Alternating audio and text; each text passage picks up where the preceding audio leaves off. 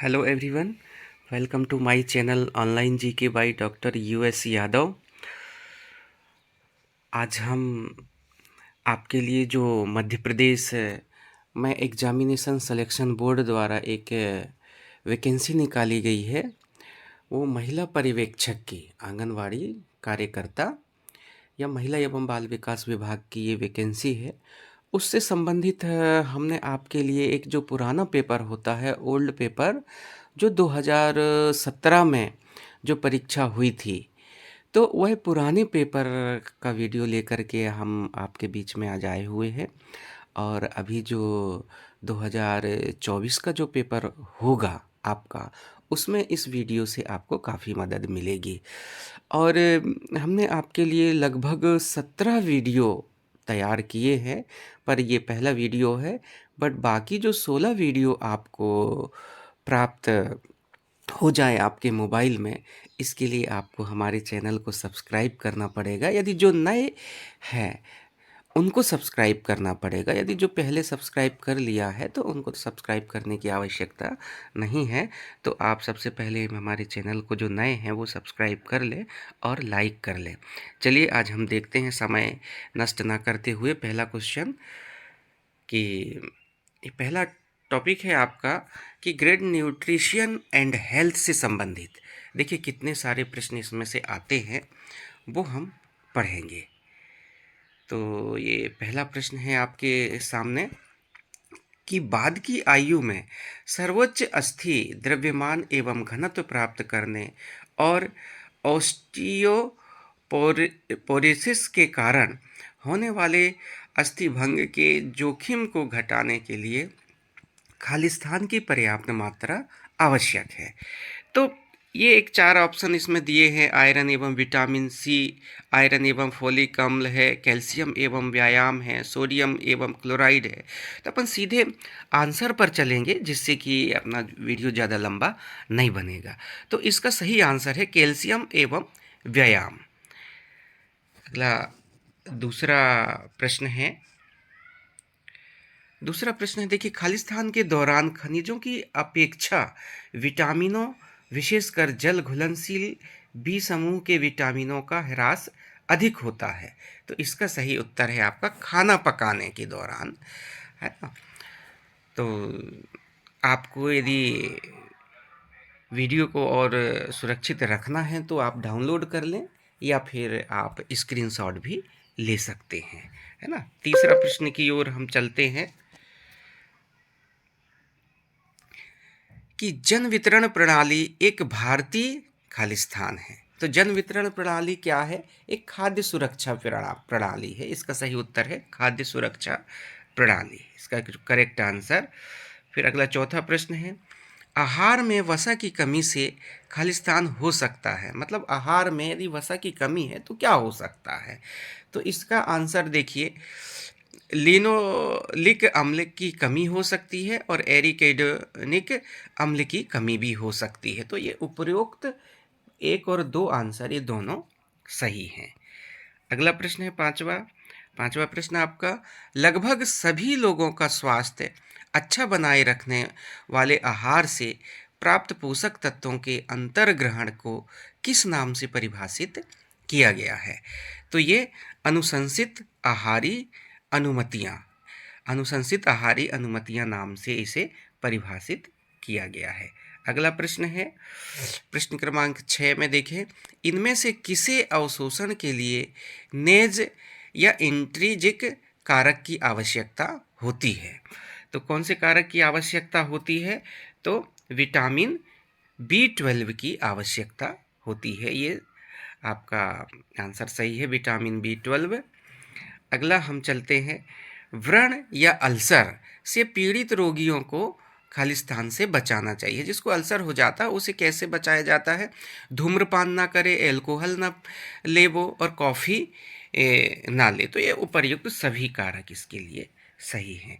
अगला 8वां प्रश्न है आपके लिए, फोलेट का अपर्याप्त अंतर्ग्रहण मेगालोब्लास्टिक एनीमिया के अतिरिक्त अन्य किस चीज़ से संबंधित है? तो ये गर्भावस्था के खराब परिणाम से संबंधित है। इसका आंसर 2 नंबर का हो जाएगा, वो नहीं 1 नंबर का, गर्भावस्था के खराब परिणाम। पहला ही ऑप्शन सही है इसका। अगला प्रश्न है आपके बीच कि किशोरों को उनके वयस्क अवस्था के भार का 30% और उनकी वयस्क अवस्था की लंबाई का 20% से भी अधिक खालिस्तान के दौरान प्राप्त हो जाता है। मतलब किस वर्ष के दौरान वो अपना ये 30% और 20% प्राप्त कर लेता है। इसका सही उत्तर है आपका कि वह 10 से 19 वर्ष की आयु में ये सभी प्राप्त कर लेते हैं।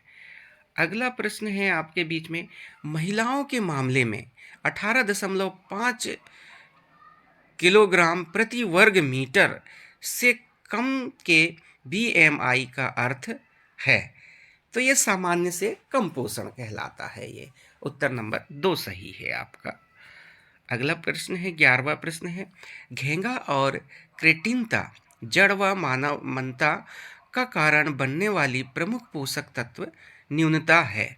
तो ये क्या है? आयोडीन की कमी से घेंगा रोग जो होता है वो आयोडीन की कमी के कारण होता है। अगला प्रश्न है 12वां प्रश्न है, हेपेटाइटिस सी का दीर्घकालिक संक्रमण खालिस्तान का कारण बनता है। मतलब हेपेटाइटिस सी जो है वो किस कारण से होता है? तो वो दीर्घकालिक यकृत संक्रमण के कारण ये समस्या देखने के लिए मिलती है। तो आप ये प्रश्नों को आप अच्छी तरह से रट ले में, क्योंकि काफ़ी सारे प्रश्न परीक्षा में जो पुराने पेपर्स रहते हैं वहाँ से भी आते हैं और आपको कैसे परीक्षा तैयारी करनी है वो आपको इस वीडियो से समझ में आ जाएगा। अगला 13वां प्रश्न देखते हैं हम। वर्ष खालिस्तान से सार्वत्रिक प्रतिरक्षीकरण कार्यक्रम में हेपेटाइटिस बी वैक्सीन को शामिल कर लिया गया था। तो ये 2002 और 2003 में हेपेटाइटिस बी वैक्सीन को शामिल कर लिया गया था।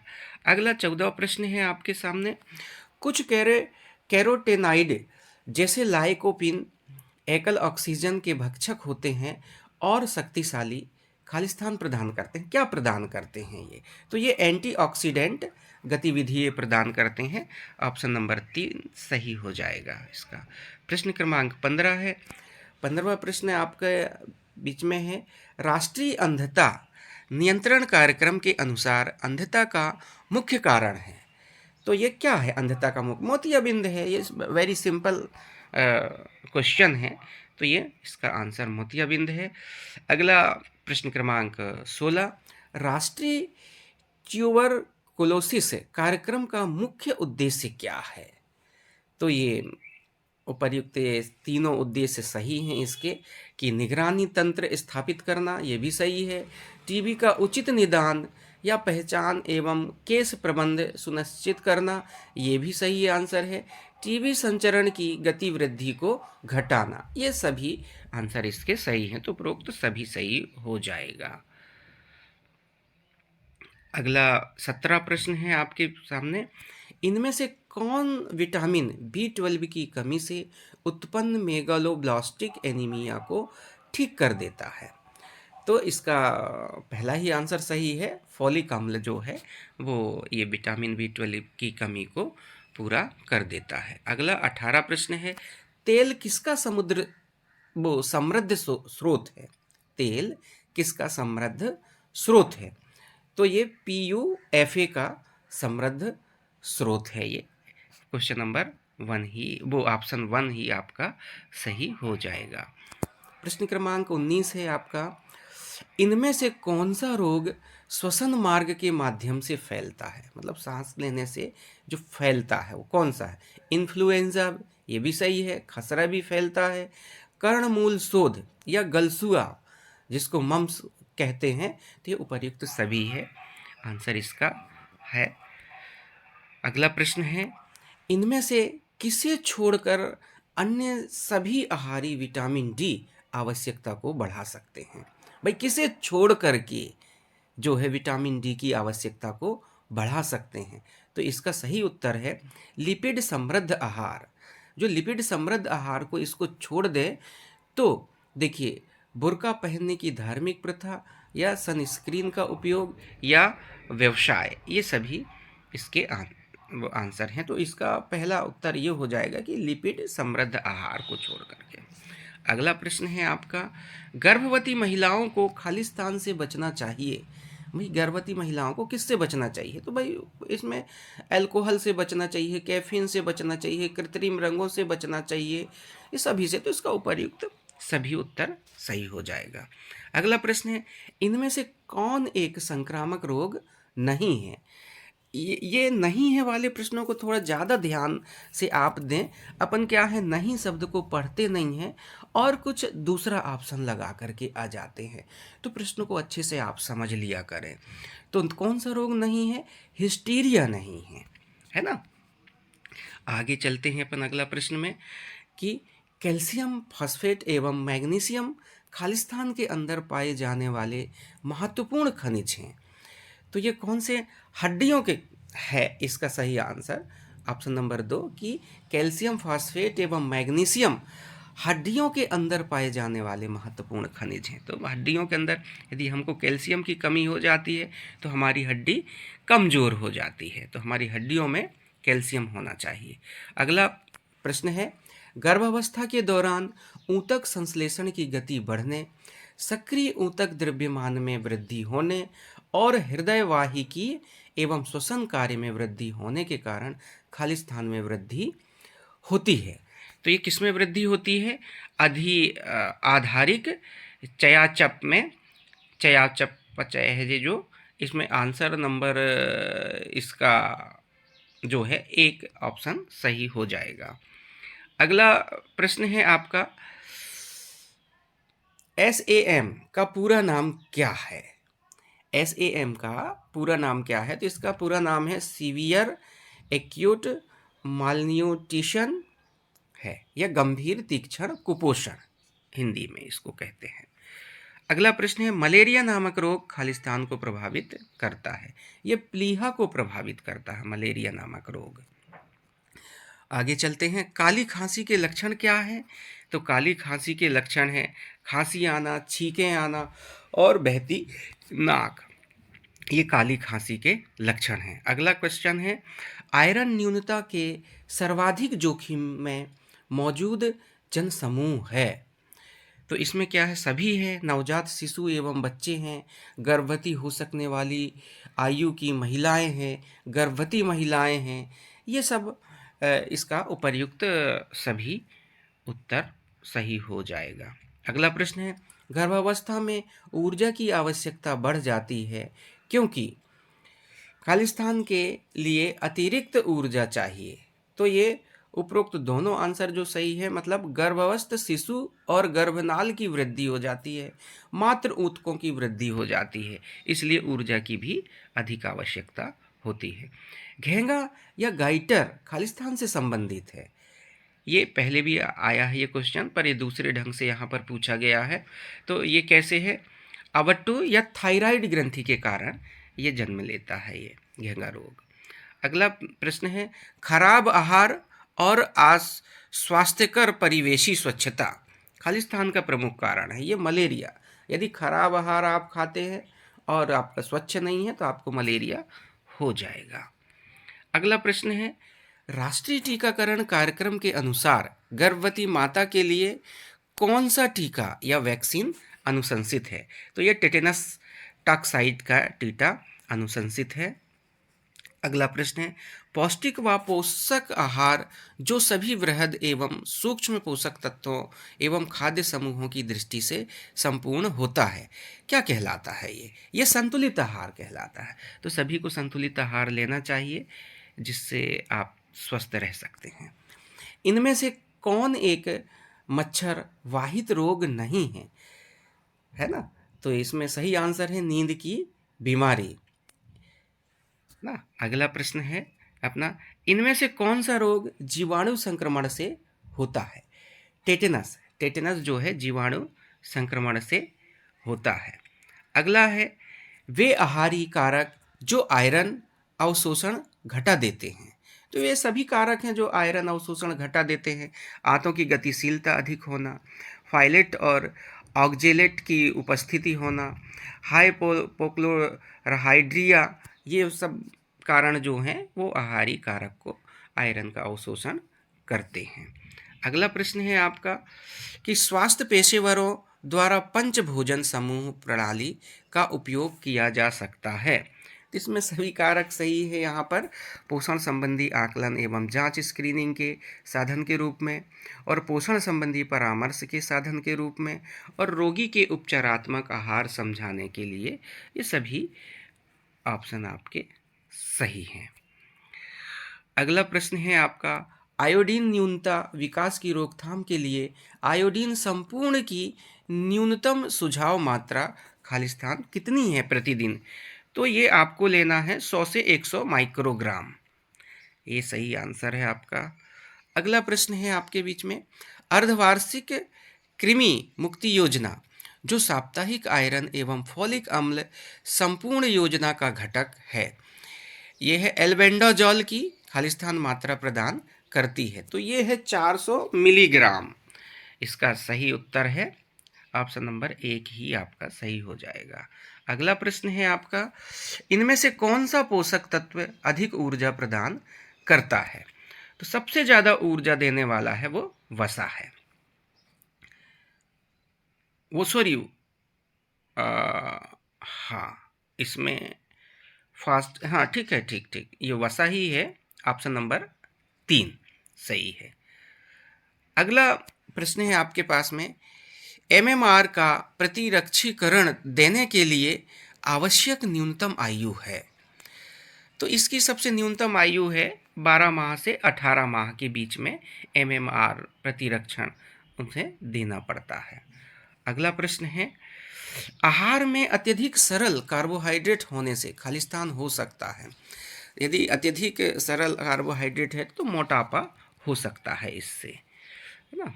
अगला प्रश्न है मेगालोब्लास्टिक एनीमिया खालिस्तान की कमी के कारण होता है। ये फॉलिक अम्ल की कमी के कारण मेगालोब्लास्टिक एनीमिया होता है। अगला प्रश्न है ICMR 2010 के अनुसार गर्भवती महिलाओं के लिए कैल्शियम की RDA है कितना है? कैल्शियम की RDA ये है 1200 मिलीग्राम प्रतिदिन होना चाहिए। अगला प्रश्न है प्रोटीन कुपोषण की उपचार प्रोटोकॉल से आरंभ होती है। ये किससे आरंभ होता है? इसका सही आंसर आपका है कि ये है तरल पदार्थों की पुनः पूर्ति तत्पश्चात उच्च गुणवत्ता वाले प्रोटीन और कैलोरी में क्रमशः वृद्धि। ये ऑप्शन नंबर 3 सही हो जाएगा इसमें।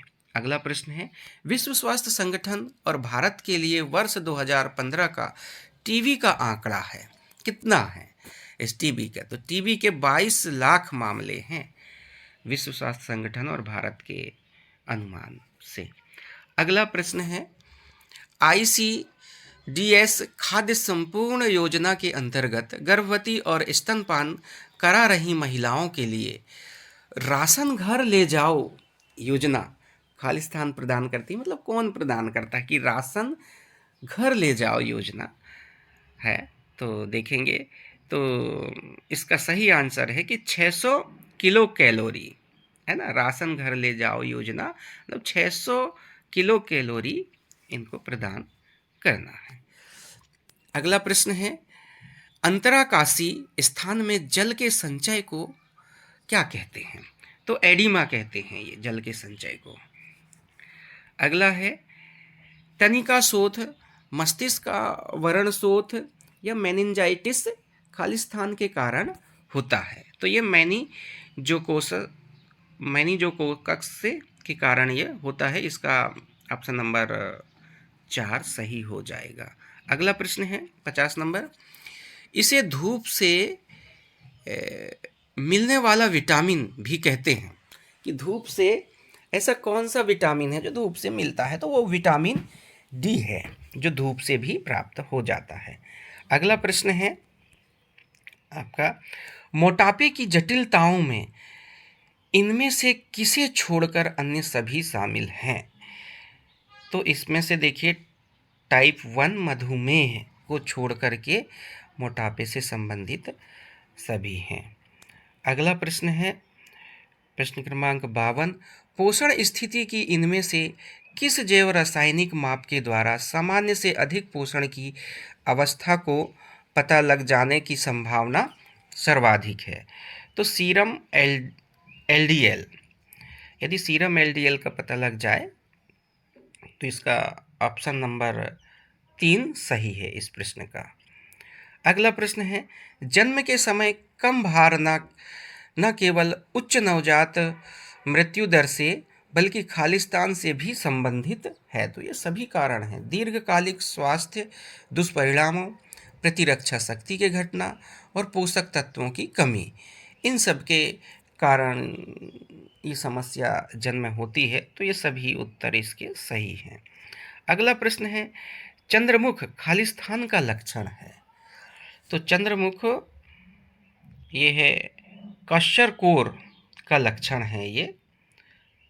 अगला प्रश्न है, स्वस्थ बच्चे का भार खालिस्तान की आयु तक उसके जन्म के समय के भार का दोगुना हो जाता है। तो 6 माह में हो जाता है ये। इसका उत्तर 6 माह सही है। अगला प्रश्न, अब यहाँ से grade general knowledge and logic ability के प्रश्न आ जाते हैं, है ना, जनरल नॉलेज और लॉजिक एबिलिटी। तो अब जनरल नॉलेज के प्रश्न को बस अपन देखेंगे और बाकी जो है लॉजिक एबिलिटी के प्रश्नों को तो अपने को तो हल करना पड़ेगा।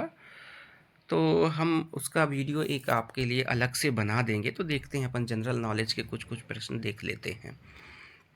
तो देखते हैं कि निम्न में से कौन सी योजना के अंतर्गत पूर्ण शक्ति केंद्र नामक पायलट प्रोजेक्ट आरंभ किया गया था? तो यह है राष्ट्रीय महिला सशक्तिकरण आरंभ किया गया था। अगला प्रश्न है, प्रश्न क्रमांक 2, ये है ट्राइफेड TRIFED का पूर्ण रूप क्या है? इसका पूर्ण रूप है कि tribal cooperative marketing development federation of India limited, ये है। आपका अगला क्वेश्चन है, जैव तंत्र में उपस्थित निम्न यौगिकों पर विचार कीजिए।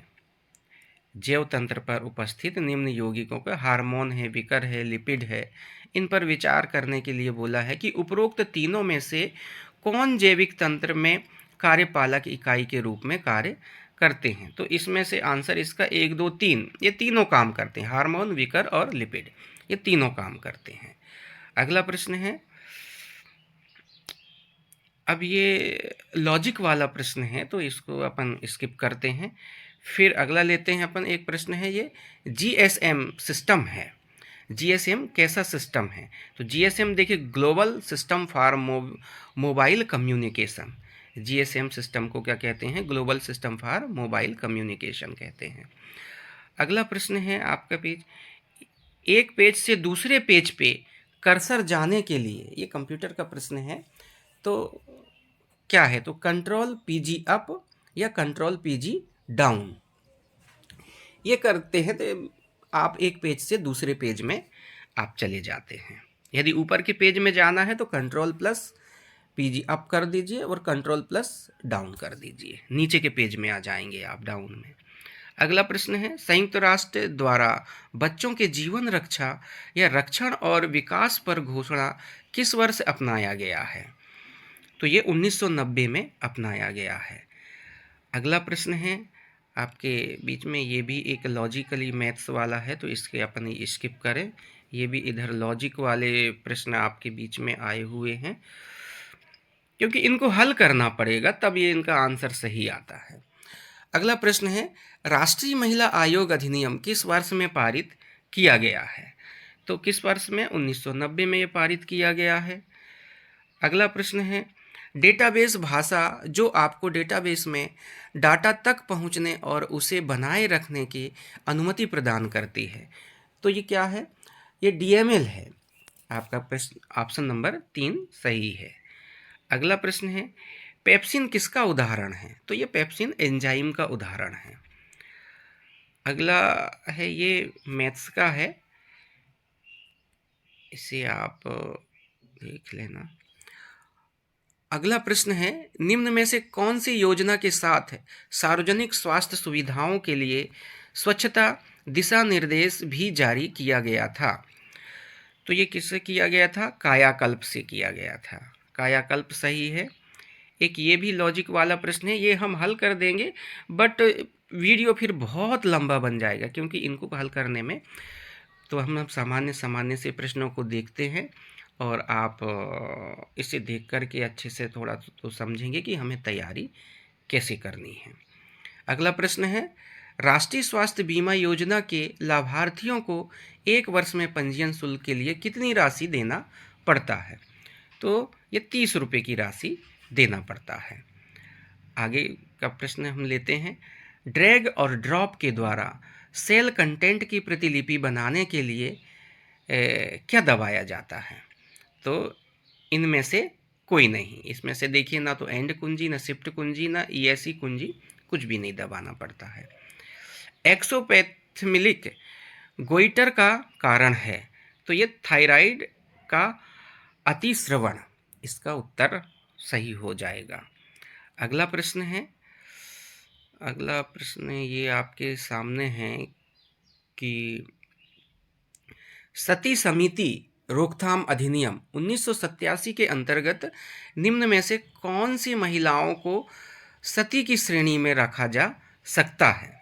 तो ये उपर्युक्त दोनों सही है। मतलब एक महिला जिनको अपने मृतक संबंधी के देह के साथ उनके स्वेच्छापूर्वक जला दिया जाता, जो सती प्रथा पहले चलती थी मध्यकाल में, उससे संबंधित प्रश्न है ये। और दूसरा है एक महिला जिनको अपने मृतक पति के देह के साथ जबरदस्ती जला दिया, जो सती प्रथा का अंत जो राजा राम मोहन राय ने इसका अंत कर दिया है, वहाँ से ये प्रश्न को ले लिया गया है। फिर ये भी एक लॉजिक वाले प्रश्न हैं यहाँ पर। अब हम यहाँ चलते हैं, कौन से वित्तीय वर्ष में स्वर्ण जयंती ग्राम स्वरोजगार योजना को राष्ट्रीय ग्रामीण आजीविका मिशन के रूप में लागू किया गया है? 2010 और 2011 में इसे लागू किया गया है। अगला है, पेनेथ कोशिकाएं पाई जाती हैं। पेनेथ कोशिकाएं ये है लिबरकू की क्रिप्ट में पाई जाती हैं ये। अगला प्रश्न है, एक बालिका की 18 वर्ष की उम्र होने के पश्चात उसके सुकन्या समृद्धि खाता से कितना प्रतिशत जमा उठाया जा सकता है? तो 50% उठाया जा सकता है। अगला प्रश्न है, ये भी लॉजिक वाला प्रश्न है। अब हम देखते हैं, ये सब लॉजिक वाले प्रश्न हैं यहाँ पर से। हाँ, यहाँ पर देखते हैं हम, निम्न में से कौन सा महिलाओं का कार्यस्थल पर लैंगिक उत्पीड़न निवारण प्रतिषेध और प्रतितोप अधिनियम 2013 संबंधी विकल्प सही है? तो इसका जो विकल्प है, आंतरिक शिकायत समिति के कुल सदस्य संख्या कम से कम 5 हों, ये आंसर आपका सही हो जाएगा। अगला प्रश्न हम देखते हैं। अगला प्रश्न है आपका, महिलाओं का कार्यस्थल पर, ये वही प्रश्न तो रिपीट नहीं हो गया, लैंगिक उत्पीड़न निवारण प्रतिषेध और प्रतितोप अधिनियम 2013 संबंधी निम्न में से कौन सा विकल्प सही नहीं है? दूसरा प्रश्न है ये, थोड़ा सा उसे घुमा करके उसने बना दिया। तो यह है, यह अधिनियम जम्मू और कश्मीर में लागू नहीं है, बाकी जम्मू कश्मीर को छोड़ करके संपूर्ण भारत में ये लागू है।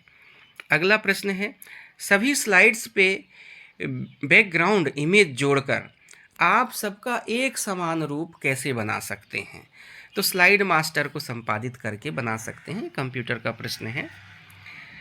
अगला प्रश्न है, घरेलू हिंसा से महिला संरक्षण अधिनियम 2005 संबंधी निम्न में से कौन सा विकल्प सही है? तो इसमें से उपरोक्त दोनों ये विकल्प सही है। इस अधिनियम में मानसिक एवं शारीरिक अपहानि दोनों शामिल हैं। और दूसरा है, यह अधिनियम में जम्मू और कश्मीर को छोड़ करके पूरे भारत पर लागू है। अगला प्रश्न है, आप अपने लोकल होस्ट, ये तो वो है लॉजिक वाला प्रश्न है, ये भी लॉजिक है। आगे के प्रश्न में हम चलते हैं, निम्न में से कौन सा विकल्प सही नहीं है? तो इनमें से कोई भी विकल्प सही नहीं है। तो हम इस प्रश्न में से अब ज़्यादा समय नष्ट ना करें और आगे चले। क्योंकि वीडियो काफ़ी आधे घंटे का बन चुका है। ये भी लॉजिक वाला प्रश्न है क्योंकि प्रश्नों की संख्या कुछ ज़्यादा है, या तो फिर एक क्वेश्चन पेपर पे 2 वीडियो बनाना पड़ेगा। तो हम जनरल नॉलेज के प्रश्न को ज़्यादा ले रहे हैं। अगला है प्रश्न आपके बीच में, शिक्षा का अधिकार अधिनियम के अंतर्गत निम्न में से कौन सा प्रतिबंधित है? तो इसमें से उपरोक्त दोनों है, शारीरिक दंड भी प्रतिबंधित है और बच्चों के प्रवेश के लिए अनुवीक्षण प्रक्रियाएं, ये दोनों बंद हैं। फिर है मानव प्लेसेंटा है। मानव प्लेसेंटा क्या है? हीमोकोरियल। हीमोकोरियल ये मानव प्लेसेंटा है। अगला प्रश्न है आपके सामने कि महिला का अभद्र प्रतिनिधित्व निषेध अधिनियम 1987 संबंधित कौन सा विकल्प सही है? तो इसमें है किसी प्राचीन स्मारक में की गई कोई प्रतिनिधित्व इस अधिनियम के अंतर्गत नहीं आ सकती है, ये सही है इसमें। अगला प्रश्न है आपका, कौन से वर्ष से राजीव गांधी पंचायत सशक्तिकरण अभियान ने अपने पूरे जोर से कार्यान्वयन का आरंभ किया है? तो 2013 से किया है इसका आरंभ। अगला प्रश्न है, निम्न में से कौन सा लिंग आधारित रोग है? वर्णहीनता। वर्णहीनता लिंग आधारित रोग है। ये भी अगला प्रश्न की ओर अपन चलते हैं। अब यहाँ पर है मैनेजरियल स्किल। स्किल से संबंधित प्रश्न आपके सामने हैं, तो ये देखते हैं जल्दी जल्दी अपन इसको। नेतृत्वकर्ता को खालिस्तान में विशेषज्ञ होना चाहिए। तो नेतृत्वकर्ता को मानवीय संबंधों में और तकनीकी कौशल में, दोनों में उसे विशेषज्ञ होना चाहिए। अगला प्रश्न है, किस प्रकार का नियोजन लंबी समयावधि में होने वाले विकास का ब्लूप्रिंट होता है? तो परिप्रेक्ष्य नियोजन ये विकास का ब्लूप्रिंट होता है। अगला प्रश्न है, स्थानीय नेतृत्वकर्ताओं के चयन का निर्णय खालिस्तान पर निर्भर करता है। तो ये समूह पर निर्भर करता है, जो स्थानीय नेतृत्वकर्ता हैं वो समूह पर निर्भर करता है। ये फ्लिप बुक खालिस्तान का उदाहरण है, तो ये फ्लैश कार्ड का उदाहरण है फ्लिप बुक। भारत के 14 प्रमुख बैंकों का खालिस्तान के दौरान राष्ट्रीयकरण हुआ था। तो चौथी पंचवर्षीय योजना के दौरान 14 बैंकों का राष्ट्रीयकरण हुआ था। अगला प्रश्न है, आक्रामक समूह का विपरीत क्या हो सकता है? तो आक्रामक समूह का विपरीत निष्क्रिय समूह हो सकता है ये। अगला प्रश्न है, समूह में नेतृत्वकर्ता की रुचि देखने के लिए नेतृत्वकर्ता में क्या देखा जाता है? तो नेतृत्वकर्ता में क्षेत्र कार्य और प्रशिक्षण, ये दोनों चीज़ देखी जाती हैं। यदि दोनों नहीं है तो वो नेतृत्वकर्ता नहीं हो सकता। अगला प्रश्न है, किसी पंचवर्षीय योजना को महालनोबिस योजना भी कहते हैं। तो ये दूसरी पंचवर्षीय योजना को महालनोबिस योजना कहा जाता है। अगला प्रश्न है, उपलब्धि प्राप्ति सिद्धांत खालिस्तान से संबंध रखता है। तो ये उपर्युक्त दोनों से, संबंधता और शक्ति दोनों से रखता है ये उपलब्धि।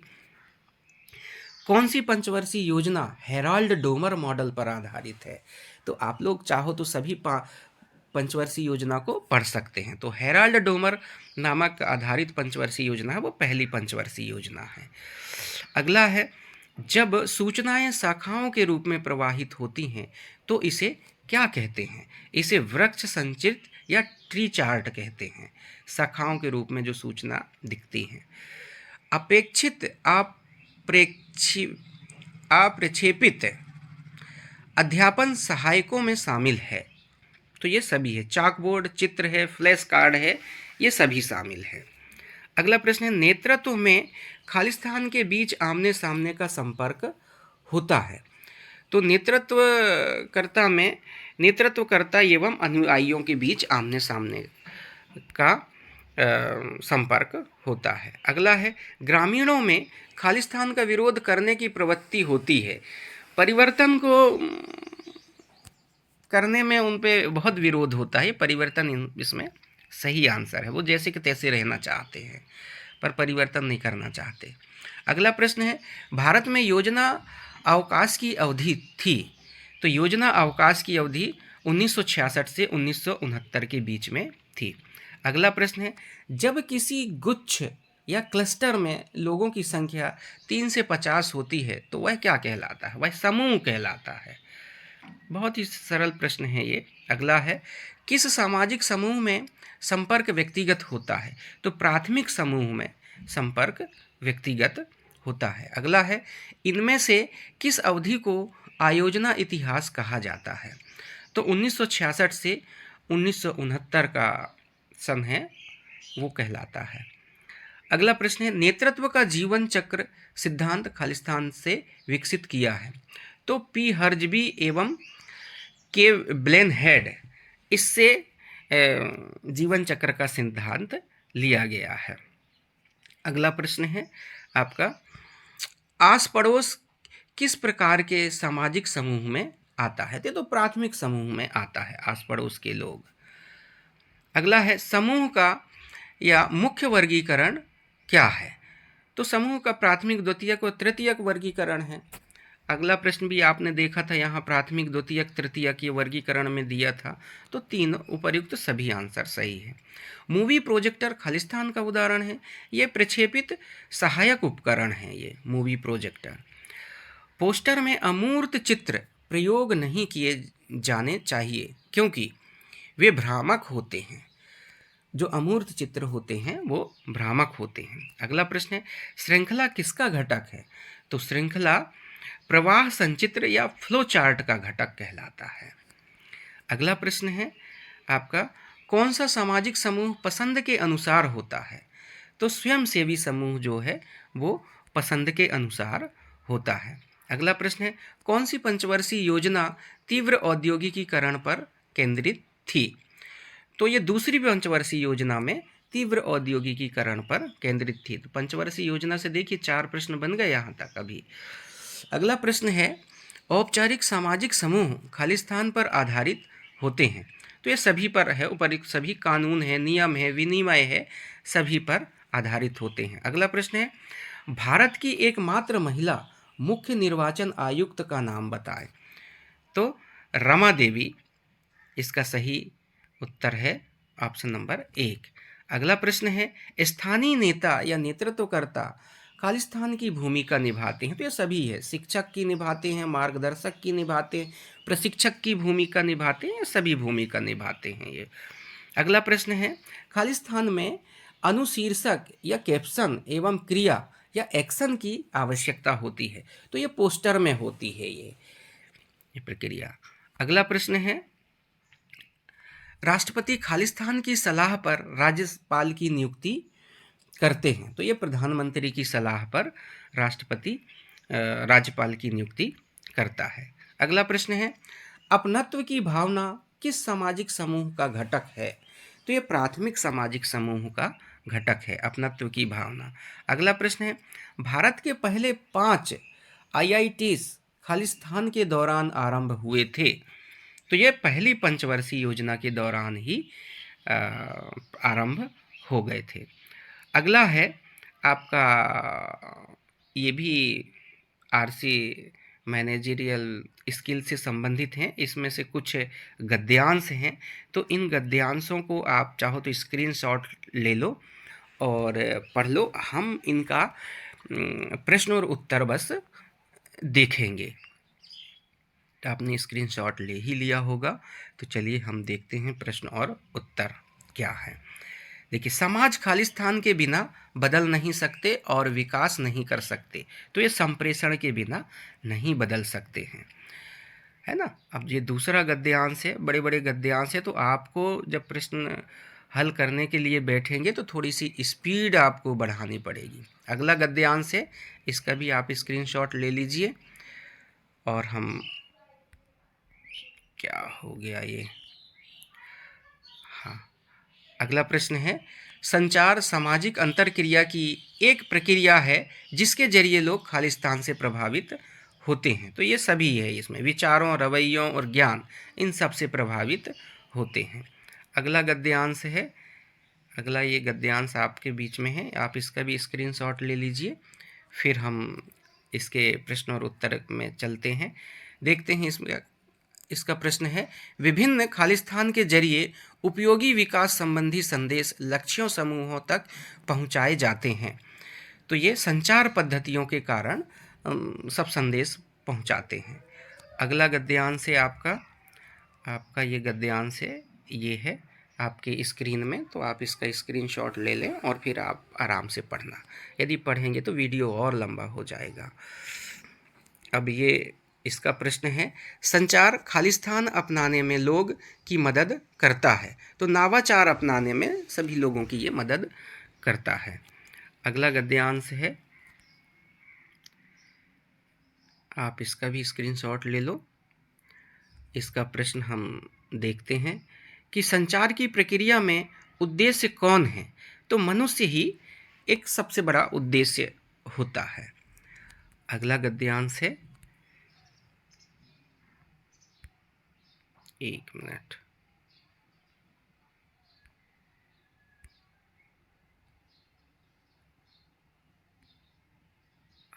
ये आप इसका स्क्रीनशॉट ले लें। फिर इसका प्रश्न को हम देखते हैं कि लोगों के खालिस्तान के बिना संचार हासिल नहीं हो सकता है। तो ये सहभागिता के बिना कोई संचार हासिल नहीं हो सकता। अगला गद्यांश है, ये पुराना पेपर है, इसको अच्छे से आप पढ़ लीजिए। इस गद्यांश का आप स्क्रीनशॉट ले लो। इसका प्रश्न देखते हैं, खालिस्तान के कारण लोग चीज़ों को अलग अलग ढंग से देखते समझते हैं। तो उपर्युक्त सभी के कारण, तो निर्जातीय पृष्ठभूमि की भिन्नताओं के कारण भी, रवैयों के कारण और विश्वास के कारण ये सभी को अलग अलग ढंग से देखते हैं। अगला गद्यांश है आपका, इसका भी स्क्रीनशॉट ले लीजिए और फिर हम इसका प्रश्न देखते हैं कि संचार भंग का जोखिम घटाने के लिए क्या किया जाना चाहिए? तो अपना मन खुला रखें, तब आप संचार जोखिम को घटा सकते हैं। अगला गद्यांश आपका है, इसका भी स्क्रीनशॉट ले लें। इसका प्रश्न देखते हैं हम, दोनों लिंगों की बीच उल्लेखनीय अंतर होता है। ये सभी अंतर, भाषा का अंतर होता है, भावना का होता है, संज्ञान का और भी अंतर है जो दो लिंगों के बीच में होता है। अगला गद्यांश है आपके सामने, तो इसका स्क्रीनशॉट ले लिए होंगे। हम इसका प्रश्न को देखते हैं कि किसने खोजा है कि पुरुषों और महिलाओं में अंतर मौजूद है? तो ये वैज्ञानिकों ने इसे खोजा है कि पुरुष और महिला में अंतर होता है। अगला गद्यांश है, इसका भी स्क्रीनशॉट आप ले लीजिए और इसका प्रश्न उत्तर हम देखते हैं। महिलाओं में प्राकृतिक रूप से बेहतर संचार एवं खालिस्तान होता है। तो मौखिक योग्यताएं होती हैं इनमें, महिलाओं में बेहतर संचार करने की स्थिति। अगला गद्यांश है आपका, इसका स्क्रीनशॉट आप ले लीजिए जल्दी से और इसका प्रश्न है, खालिस्तान के कार्य में महिलाएं पुरुषों से अधिक प्रभावशाली होती हैं कि कौन से काम में? तो सभी काम में। देखिए, मानवीय संबंध स्थापित करने में, पूर्व नियोजित कार्य करने में और अभिव्यक्तियां निर्मित करने में ये पुरुषों से आगे होती हैं। अगला प्रश्न है आपके पास में, चाइल्ड केयर एंड एजुकेशन, इससे संबंधित प्रश्न है और ये शायद लास्ट टॉपिक रहेगा, तो जल्दी जल्दी अपन इसको देख लेते हैं। अनुवांशिक रोगी किससे संबंधित है? तो ये हीमोफीलिया से संबंधित होते हैं अनुवांशिक रोगी। एड्स किससे संबंधित है? तो एड्स एक बीमारी है ना, ये बीमारी से संबंधित है एड्स।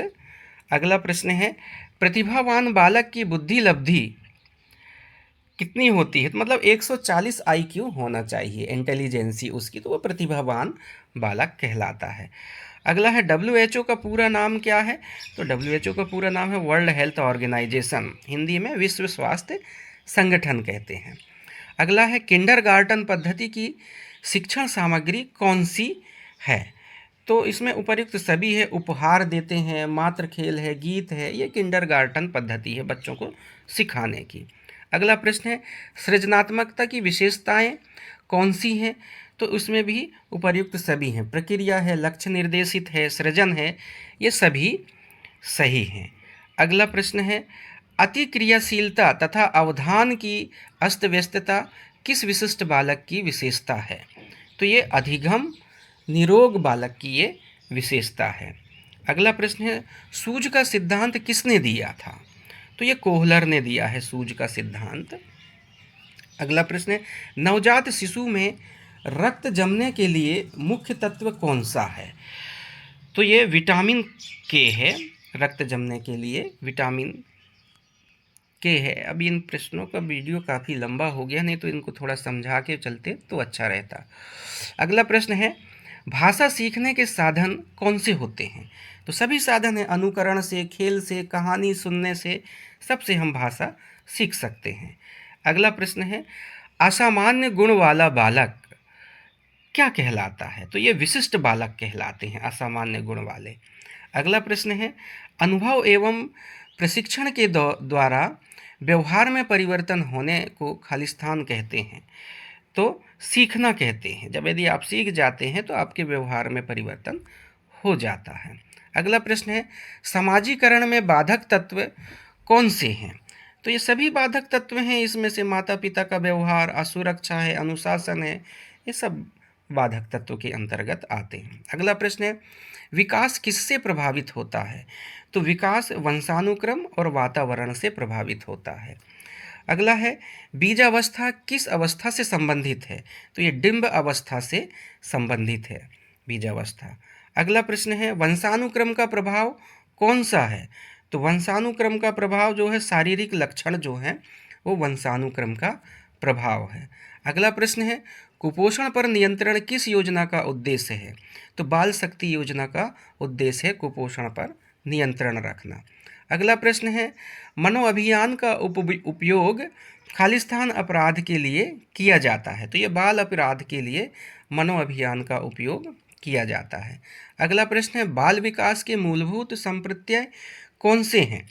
तो बाल विकास का मूलभूत संप्रत्यय ये सभी हैं। विकास की विशेषताएं भी सही है, विकास एवं वृद्धि में अंतर भी सही है, और विकास के नियम भी सही हैं। अगला है, कोलेस्ट्रम किससे संबंधित है? तो ये माता का दूध से संबंधित है कोलेस्ट्रम।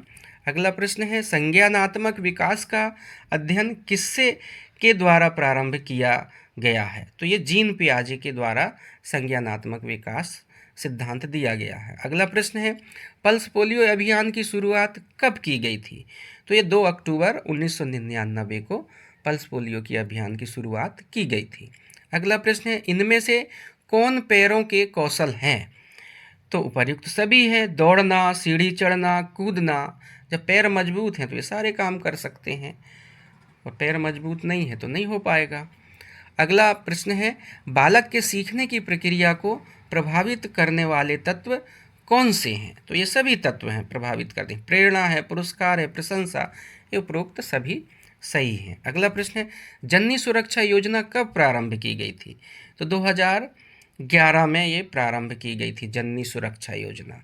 अगला प्रश्न है, अंधे बालकों को शिक्षित करने हेतु विशिष्ट तरीका कौन सा है? तो ब्रेल लिपि के माध्यम से अंधे बालकों को शिक्षित किया जाता है। अगला प्रश्न है, समस्या बालक क्या है? तो उपरोक्त सभी है, चोरी करने वाला, झूठ बोलने वाला, माता पिता का कहना ना मानने वाला, ये सब समस्या बालक के अंतर्गत आते हैं। अगला प्रश्न है, पूर्वशालेय शिक्षा के जन्मदाता कौन है? तो ये मैकमिलन बहम पूर्वशालेय शिक्षा के जन्मदाता हैं। अगला प्रश्न है, नवजात का शाब्दिक अर्थ क्या होता है? नया। नवजात मतलब न्यू, नया होता है। अगला प्रश्न है, नवजात शिशु की आयु कितनी होती है? तो नवजात शिशु की आयु 10 दिन होती है ना।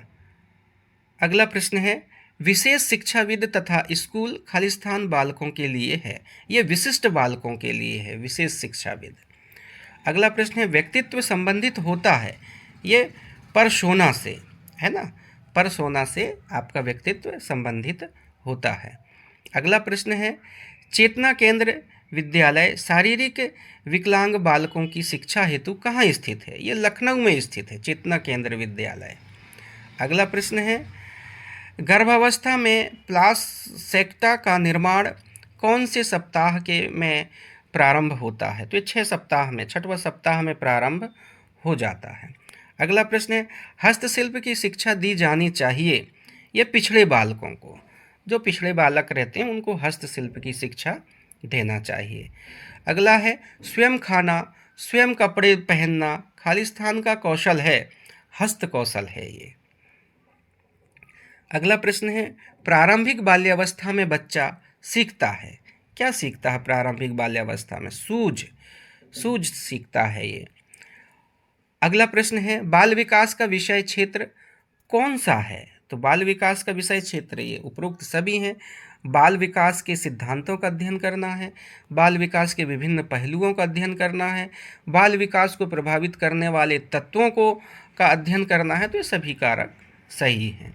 अगला प्रश्न है, मंद बालक खालिस्तान से सीखता है, किससे सीखता है? ये सभी कारण से सीखता है। देर से सीखता है मतलब विलंब से, कभी तेजी से भी सीख जाता, कभी तार्किक गुणों से उसको सिखाना पड़ता है।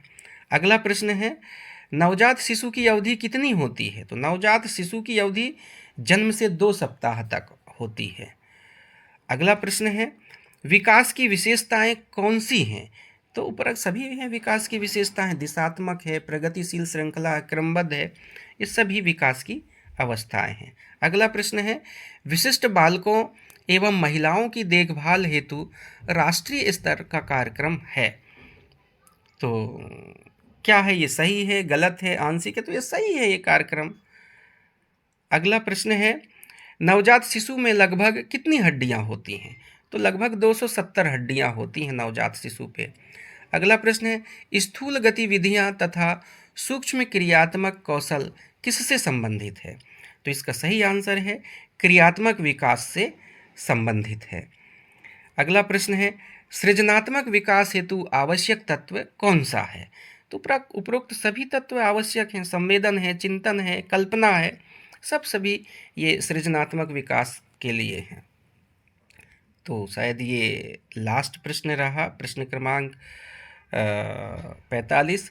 यदि आपने अभी तक हमारे वीडियो को लाइक नहीं किए हों तो लाइक कर लीजिए, और यदि जो नए हैं वो उन्होंने सब्सक्राइब नहीं किया है तो आप सब्सक्राइब कर लीजिए, जिससे कि मैं आगे और 16 क्वेश्चन हैं, ओल्ड पेपर हैं, ये तो पहला ही वीडियो है अभी, तो मैं जब उनको भी डालूंगा, उन वीडियो को अपलोड करूंगा, तो यदि आप सब्सक्राइब कर लेंगे तो आपको वीडियो ढूंढने के लिए कहीं भटकना नहीं पड़ेगा, सीधे आपके मोबाइल पे उसका नोटिफिकेशन मिल जाएगा।